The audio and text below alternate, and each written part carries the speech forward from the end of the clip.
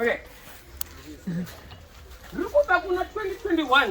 Ndeipi yandiri kuona kubva kuCanada muna sekonje. All right. Rega ndimboridzira Silverstone. Ndarabango uri kupi? Tanzi yanisatira tanga. Hey Clinton. Mukuita sei? Rega ndifonere vanhu vari abroad. When you are talking about abroad, I'm talking about the legend one is mudhara rakapfeka New York. Kana munhu anopfeka Magirazi anonzi Proffessor. What we need to Expagorate. It is dangerous. Kana ndakuti mad. Inenge ya mad. Because zvinhu zvacho hona zvimarasta ndezvechimad. Saka tinenge takutaura zvinhu zveshe zvekuti okay. Martin Luther King was a master. When I'm talking about a legend, Happy New Year to everyone. When we were talking about Silverstone, America abroad where we go, I am an MC also.